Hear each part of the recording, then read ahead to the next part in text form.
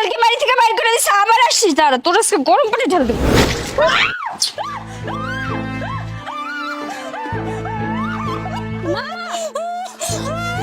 বাহ বাহ, চমৎকার।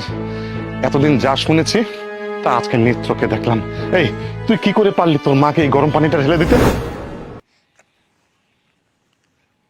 আরে খালাম্মা, খালুজান, আসসালামু আলাইকুম। ভালো আছেন? ওয়ালাইকুম আসসালাম, আছি ভালো। তা কই যেতেছেন? নিশ্চয় মেয়ের বাড়িতে। হ মা, মায়ের দেখে আসি। আপনাকে দেখে তো ভালোই মনে হয়। তা মাইয়াটা একটু মানে শিক্ষিত জাতের মার তো মাইয়া বানাইতে পারেন নাই। আপনার মাইয়া যে ধরনের আচার আচরণ শুরু করছে গ্রামের মধ্যে, সবাই বলা বলি করে যে কোন বাড়ির মাইয়া যে এরকম ব্যবহার করে শ্বশুর শাশুড়ির সাথে। তুমি কি কইতাছো উল্টা পাল্টা কথা? কি করছে আমার মেয়ে এমন? শুনেন খালাম্মা, আমি আপনার বুঝায় কইতাছি। আপনার মাইয়া শাশুড়িটারে দিয়ে সারাটা দিন কাজ করা, রান্না বান্না থেকে শুরু কইরা কাপড় ধোয়া, ঘর মোছা, তারপর হচ্ছে পানি আনা, সমস্ত কাজ বুড়া মানুষের দিয়ে করায়। কেন নিজে একটু কাজ করতে পারে না? নিজে একটু কাজ করলে কি হয়, হাত কি ক্ষয় হয়ে যাইব?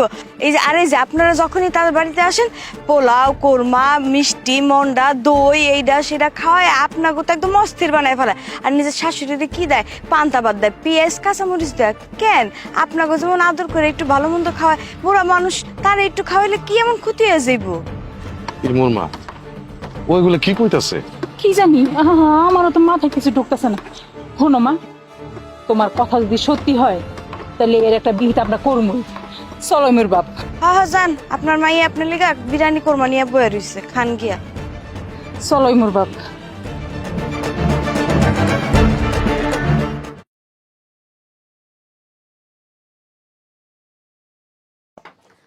বুড়ির ঘরের বুড়ি আবার বাড়িতে এনে শুয়ে পড়ছে। কালকে বাড়ি থেকে বাইর করে দিছে, আবার আসছিস? দাঁড়া, তোর আজকে গরম পানি ঢেলে দেবো।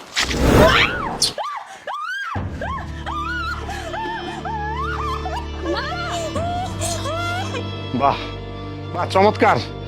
এতদিন যা শুনেছি তা আজকে নেত্রকে দেখলাম। এই, তুই কি করে পারলি তোর মাকে এই গরম পানিটা ঢেলে দিতে?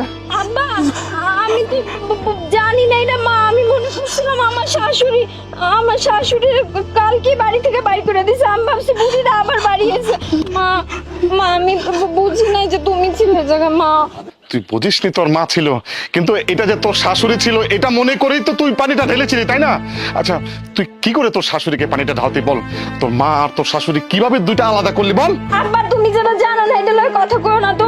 বুড়িরা আমার জীবনটা একদম তেজপাতা করে দিছে। সারাটা দিন আমার জ্বালা। অসুস্থ বুড়ি একটা বিছনা পড়ে থাকে, কি করবো বুড়িরা লয়? হ্যাঁ, আর তুমি আব্বা আসো 2 দিন পর পর। তুমি কি জানো আমার সংসারের ব্যাপারে? আমি যা করছি একদম বেশ করছি।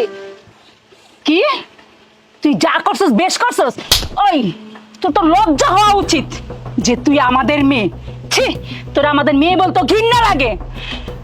আমরা আসার সময় যা শুনছি তার মানে একদম সব একদম ঠিক। মানুষে বলছে যে এরকম মেয়ে কিভাবে জন্ম দিছো। সত্যি কথা, এরকম মেয়ে আমরা কিভাবে জন্ম দিলাম? তোর মতো এরকম একটা মেয়ে, কুলাঙ্গার। তুমি ঠিকই বলেছো। ও যে আমার মেয়ে, এটা এখন আমার ভাবতে লজ্জা লাগে। আমার ভাবতে লজ্জা লাগতেছে যে এমন একটা মেয়ে আমি জন্ম দিয়েছি।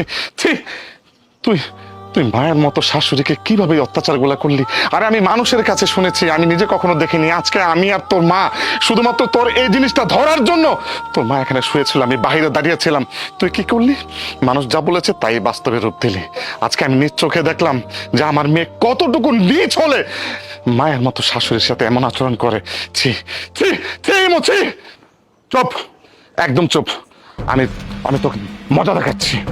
মনে হয় জামাই জানে না। জামাই, জামাই। আব্বা আসসালামু আলাইকুম। মামা আসসালামু আলাইকুম, কেমন আছেন? ওয়ালাইকুম আসসালাম। আচ্ছা জামাই, তোমার বউ আমার মেয়ে, তোমার মা মনে করে আমার স্ত্রীর মুখের মধ্যে গরম পানি ঢেলে দিয়েছে। আমি শুনেছি তোমার মাকে সে অত্যাচার করে। আচ্ছা, তুমি কি এই বিষয়ে কিছুই জানো না?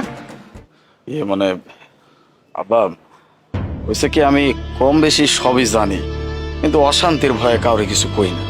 আপনার মাইয়ারে কিছু কইতে গেলে আপনার মাইয়া আমারে কথা শোনায়, আবার মায়েরে যদি কিছু কইতে যাই মা আমারে কয় তোর বউরে কিছু কইতে পারছ না। এসব অশান্তির জন্য আমি আসলে বিশেষ কিছু কইতে যাই না। ছি জামাই, ছি, তুমি এটা কোনো কথা বললা?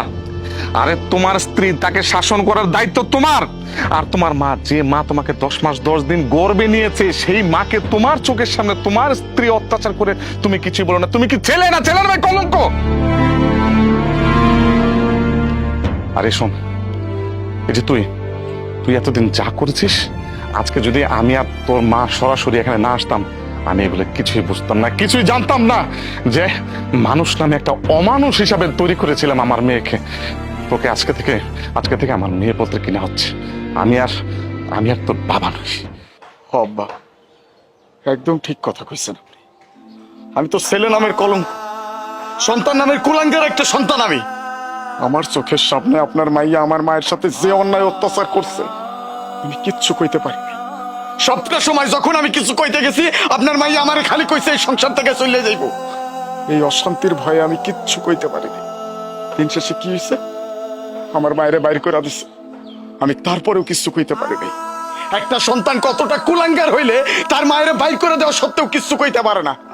কিন্তু আজকে আমি আর চুপ থাকুম না, না আমি আর চুপ থাকুম না। তুই আমার মায়ের লগে যা করছস, অনেক বড় অন্যায় করছস। আমি সহ আমার মায়ের লগে অন্যায় করছি শুধুমাত্র তোর লিগা। আমি আর চুপ থাকুম না। আজকে যদি তুই আমার মায়ের আমার বাড়িতে না আনছস, আমি তোর বাপ মায়ের সামনে কইতাছি, আমি তোর লগে সংসার করুম না, আমি তোরে তালাক দিব। না না, আমার কথাটা শোনো। আমি এতদিন বুঝে না বুঝে অনেক ভুল করে ফেলেছি। আমি এরকম কাজ আর কখনো করবো না। মা আমার মাফ করে দাও। আব্বা তুমি আমার মাফ করে দাও। আমি আর এই কাজ কখনো করবো না। আলিফ শোনো, চলো এখনই যাই, মায়ের খুঁজছে লয় কোথা থেকে। চলো। খুঁজে আনতে যামু কয়ে খাড়ায় আসোস কেন? মূর্তির মতো এমনি খাড়ায় আসোস কেন? তাড়াতাড়ি চল, আমার মায়ের খুঁজে আনতে হইব। আব্বা আম্মা আপনারা ভেতরে যান, চল।